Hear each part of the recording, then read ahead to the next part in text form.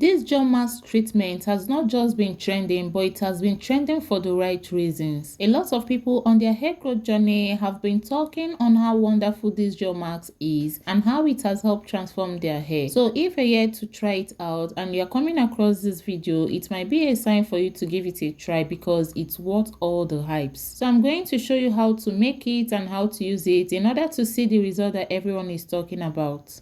Now, one of my favorite things about this particular treatment isn't just how well it works. It's how it's made with simple ingredients that we're already familiar with, and most of us are already incorporating it into our hair care routine. And one of those ingredients is hibiscus, and I'll be using the dried hibiscus flower because they are easy to store and works really well for this recipe. Hibiscus has been used in traditional hair care for generations because it's rich in naturally occurring plant compounds, including antioxidants and vitamins, which is one of the reasons it's become such a popular ingredient in the DIY hair recipe. Hibiscus also has a very long history in traditional hair care, especially in countries like India, where it has been used for generations in homemade hair oils, hair masks, and herbal rinses. It helps maintain the natural color of your hair, prevents premature graying, and when you use it over time, it can help darken your gray hair. So for this recipe, I used about 2 tablespoons of dry hibiscus. Go ahead, wash it to get rid of dust and dirt, then add it into your clean pot. Now for the next ingredient, if you've been on a healthy hair journey, you probably have seen rosemary used in oils, sprays, rinses, and even hair masks, just like the one I'm making. Rosemary has become one of the most talked about herbs in natural hair care due to how effective and potent it is. It is very rich in natural antioxidants which help protect your scalp from everyday environmental stress. And even some scientific studies have proven how rosemary plays a very potential role in supporting hair growth. And that's one of the reasons rosemary has become so popular in both homemade and commercial hair care products. For this recipe, I used 2 tablespoons of dried rosemary. If you have the fresh one, you can as well use that.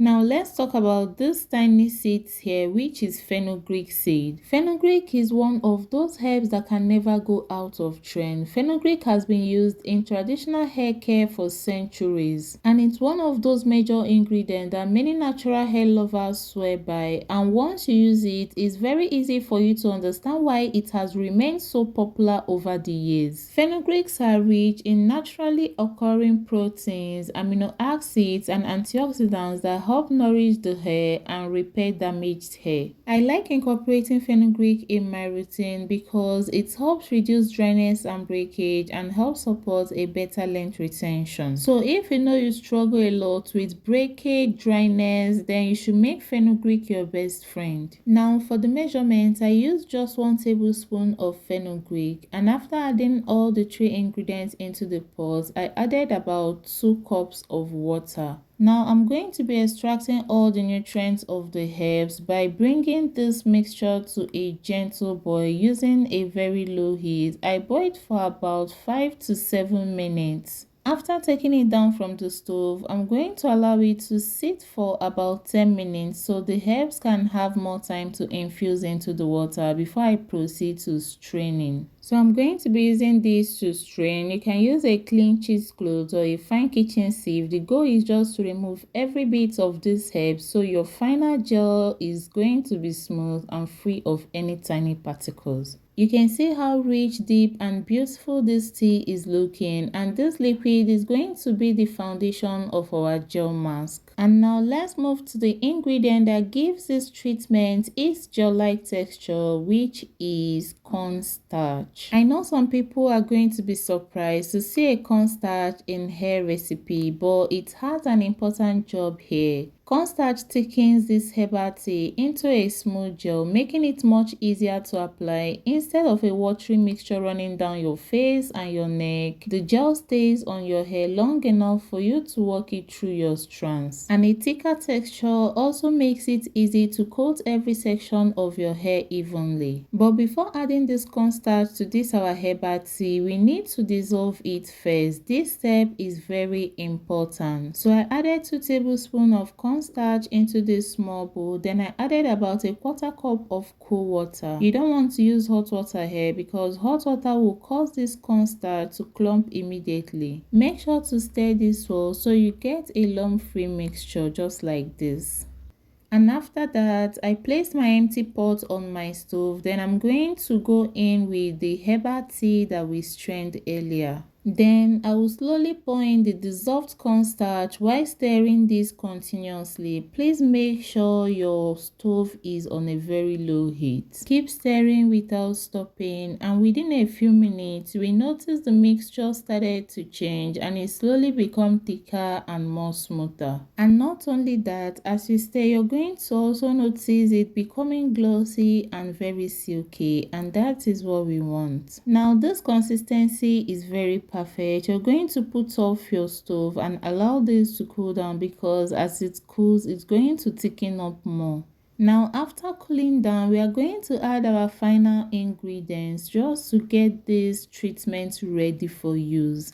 And I'll be going in with about a tablespoon of some glycerin. Then I will add some oil. You can add any favorite oil of your choice. Few mistakes you should avoid while making this recipe is not using too much cornstarch, because more cornstarch doesn't mean a better gel. Then the second mistake is boiling this gel for too long after adding your cornstarch. Once the gel have thickened, remove it from the heat because it even thickens more as it's cooling down. So now that our gel mask treatment is ready, I'll quickly show you how to use this to achieve the best results. Now before applying this gel, I always recommend starting with a clean scalp and a clean hair, because if your scalp has a lot of product buildup, excess oil or dirt, this treatment may not perform as well as it could, and that's why I like to use this gel after shampooing or cleansing my hair. Before applying this treatment, make sure your hair is not dripping wet. So if you freshly washed your hair, make sure to squeeze out excess water because you need your hair to be damp and not dripping wet. And if your hair is already washed and dry, make sure to mist some water on your hair just to get it damp.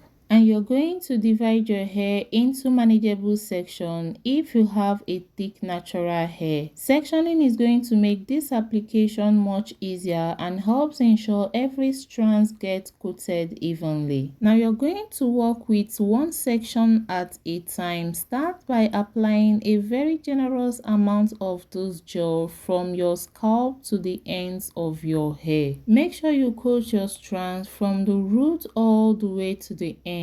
Don't forget your ends. Make sure your ends are well coated. I'm sure you're familiar with the saying that your ends are the oldest part of your hair and they are often the first to become very dry and break. So giving them a little extra attention can help keep them moisturized. As you're applying this gel, you're going to use your fingers to gently detangle your hair. And if you come across a knot, don't force it. Just add a little more gel to that area and gently walk through with your fingers. Remember, gentle handling is one of the best ways to reduce unnecessary breakage. So continue applying the gel section by section until your entire head is covered. And once you're done, you're going to pack your hair up together and you're going to leave this gel on your hair for about 15 to 30 minutes. This gives this treatment enough time to sit on your hair before you rinse it out. And if you like, you can wear a shower cap while you wait. It helps keep your hair together and makes the treatment a little less messy. When the time is up, rinse your hair thoroughly with a clean lukewarm water.